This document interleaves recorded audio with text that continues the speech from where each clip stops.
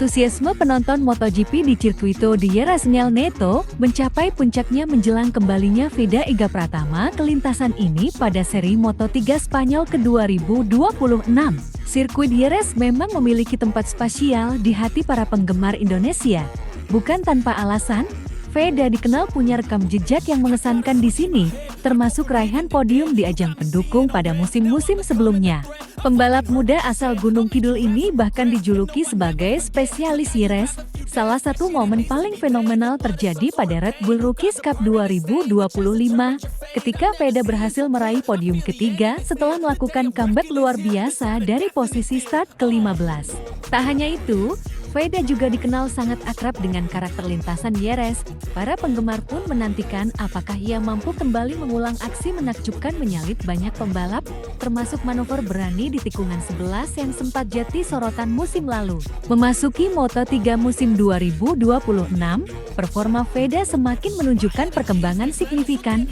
Hingga awal April, ia sudah menempati posisi ke-7 klasemen sementara dan bahkan menyandang status sebagai rookie terbaik. Kepercayaan diri publik Indonesia pun semakin meningkat setelah Veda mencetak sejarah sebagai pembalap Indonesia pertama yang berhasil naik podium Moto3, tepatnya di GP Brasil 2026 dengan finish di posisi ketiga.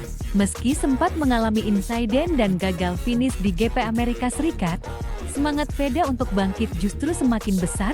Ia datang ke Jerez dengan satu misi membuktikan bahwa dirinya layak bersaing di level tertinggi. Musim ini, Veda mulai menunjukkan perubahan besar. Bukan lagi sekadar peserta, tapi penantang serius di barisan depan.